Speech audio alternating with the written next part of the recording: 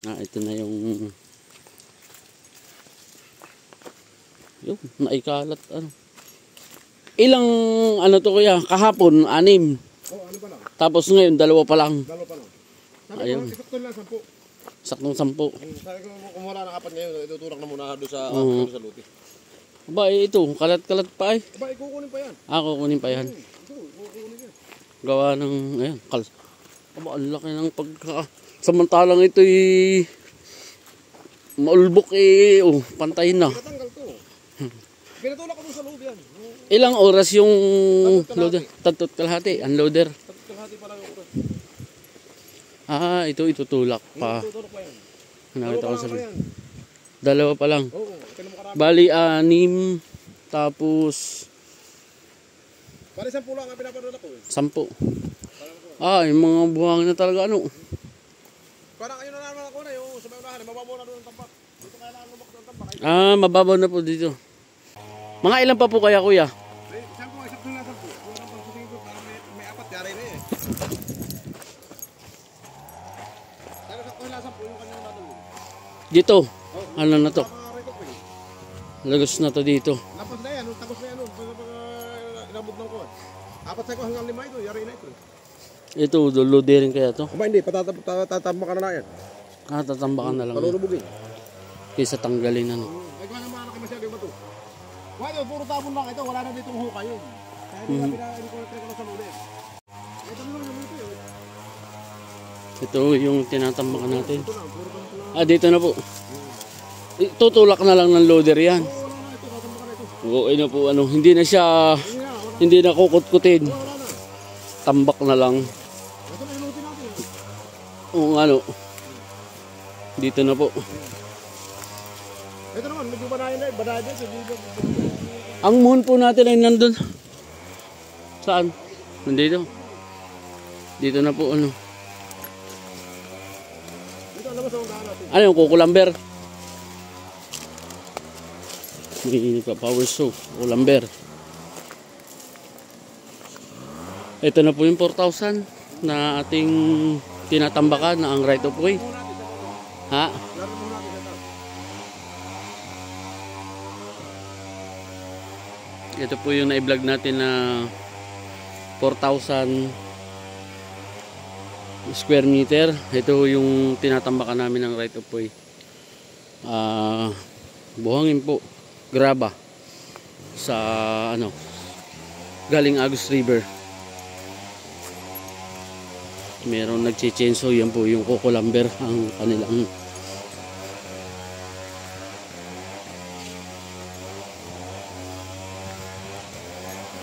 ito po ngayon ang sitwasyon ng ating Agus River.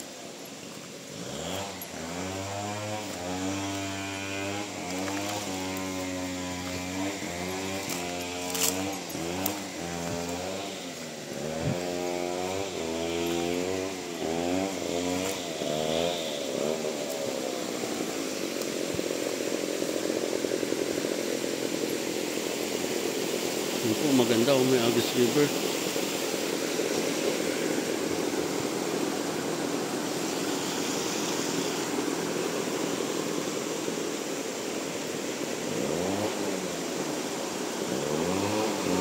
Ganda po ng river niya. Nakuha po ng ating isa sa ating mga viewers, subscriber. Sila Sir Nato. At meron po tayo ditong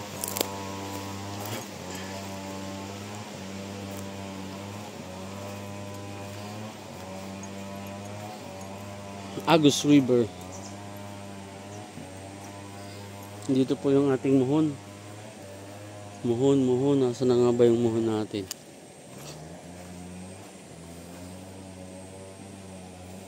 Nawala po yung baka natabunan. Pero nandito po banda yung muhon.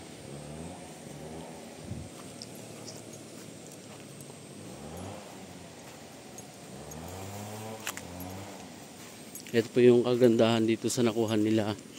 Yung pong gilid na yun, tapos mayroong river, tapos yung right of way po nandun, tinatambakan po natin.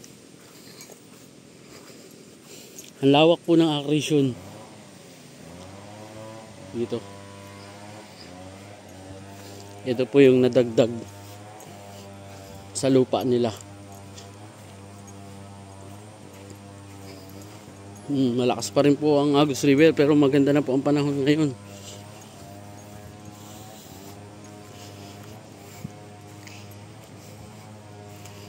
Dalawang araw pa lang kami dito, wala na yung Wala na nga ano. Hindi na wala po. Hindi na nga siya tatambakin. Hindi dapat ito tambak.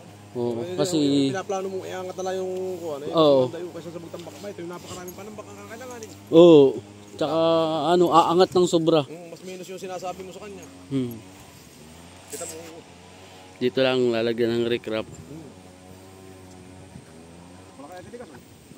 Dalawang araw pa lang na umiinit dito pero Madali lang tumigas ka. Talo ko yung... ito, mababa nga lang ang recrap niyan. Wala yung papabuhala natin, yung maya-maya may mga nagkakatubig, yan na natin palalagyan ako. Ito po yung isa sa magandang lugar. Dito na nasa tabi po ng Agus River. Bukod po sa meron tayong Agus River na nasa front ng property, meron pong river din dun sa dulo. At mayroon pong malinis na bukal dito. At ayaw ipagalaw ng mga tao kasi nga umpisa pa lang lahat ay lumalabo pero ito hindi. Talaga nga naman anong solid oh, nakabukal. Kala ko dati pinag-anuhan ng niyog yan, may butas ng walang balon yan, kinulong na ng mga tao, nilagyan na ng ganyan. diyan na pati talaga sila nasahod. Kita mo kahit ang halin tapat, dito napunta sila naikid. Ay, sila sa malayo. Oo, yun lahat ng kadulong. Mga nakaano lang yung galon-galon. Lahat dito ng tao. Ang hirap kasing anuhin nun, siyempre kinagis na nila yan. Ay hindi talaga nila ipinagagalaw. May musmus pa lang ako, hindi pa ako nagsusur. Bukal na yan. hindi pa baga nagsusure. Hindi pa lang ako nagsusur, bukal na yan. Hindi pa nagbibrep. Ayan, ang gagawan natin ang ano. Yung iba, hindi makapaniwala na yung history na yan. Yan, maski halimbawa yung tubig. Ganda po, ayan po ang Marilaki Highway oh. Kabila po niyan, Magsaysay Impanta. May lampas na hipon yan, hindi man sinuhuli ng mga tao. May hipon din nalabas, wala. Yan na. Sobra pang ata to sa 3 meters, ano kuya? Ha? 3 meters to o sobra? Abay, sobra pa yan. Siyempre, kailangan loagan din ano. Abay, Para naman hindi. Basta hanggang pa sa 3 meter yan, yung ating kalye.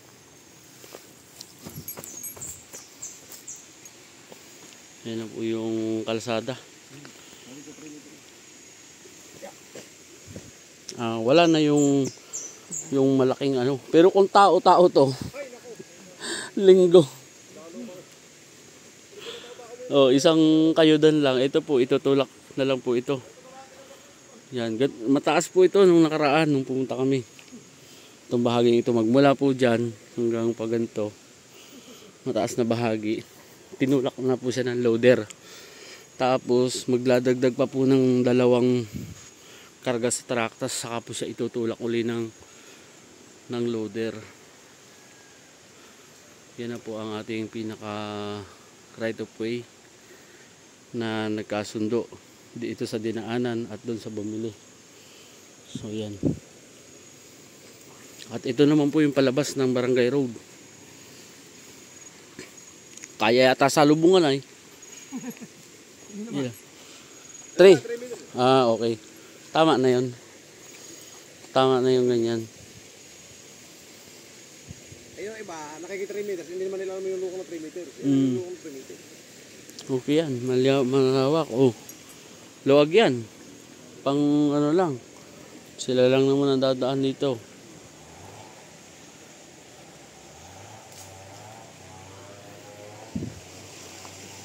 Yan. Ito na po yun. Ito kuya, aanhin pa to. Iaakyat pa to, no? Kaya lang hindi na inalis ito, pag na-atras nila, parang may atrasan daw. Okay. Pagkakakuha nito, arin palagay doon sa kubo. Palagay ng kubo. Kasi parang isang ano to yun. Dami yan. Kaya nasabi ko sa akin, papakuha ko ito, palagay doon sa pagkukubuhan. Sa mga parting. At itong mga sagil na yun, papatriman ko yan, ipapalagay ko doon. Ay ano, nag-ano pa kaya yung truck? Dadala pa. Magdadala pa. Usapan namin sa hanggang 4 yung dala pa ngayon. Ay dadalo. 4 ngayon? Di 2 pa. Oo, dalawa. Kaya pa kaya. Kaya no, stock mail daw naman sila kumuha. Sabagay. Pati sa tao yan, lason. Yung mga bata sa Dinheka nagkain yan, hindi nakatauhan. Ayan. Oo, totoo yun. Anong tawag dyan? Buton. Buton. Yun po yung bunga ng buton na lason. Hindi po siya para siyang talisay. Ayan po, may bunga. Yan. Ito kuya, tatambakan pa kaya to?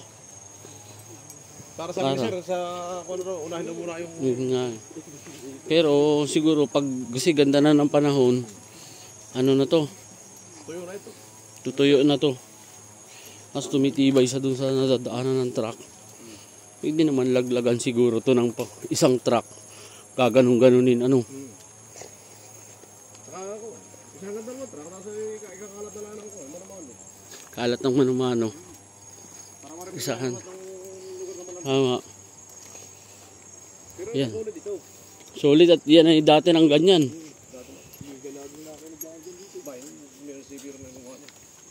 Munisipyo rin kuya? Munisipyo na gawa nito. Ang gumawa nito? Oh, okay. Kaya sabi ko yung mga ganun na mga lugar na malambot. Ito naman wala ka nang gagawin dito. Yan, ano nga yun. Solid na talaga.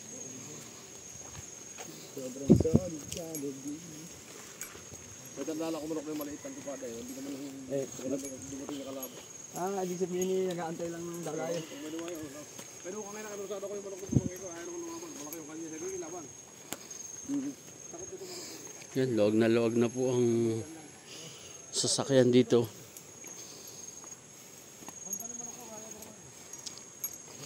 Kahit po mga kotse siguro makakapasok. Ito po ang lugar ng Nakar, barangay ng Pisa, General Nakar, tabi ng Agus River. May mga available pa po tayo dito. Sa mga kasunod na lote, ito po sa part na to, meron po ditong available. Kaya lang kasama po yung kabundukan na yan. Tapos tabi po siya ng road. Nasa 1 hectare mahigit din po. Sa estimate, kaya lang hindi pa po siya nasa subdivide dun sa pinaka mother title. Wala pang final na sukat sa actual. Kailangan pa ng approved plan, pero may titulo po yun. Ayan po yung palabas ng National Highway, yung sa bayan ng Nakar. Ito naman po yung papunta pa dun sa iba pa pong barangay. Ito po yung aming nilalagyan ng right of way, ayun ng tambak.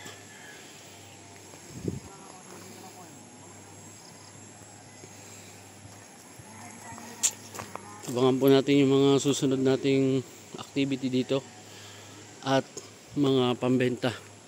Tulad po ng isang bundok na to.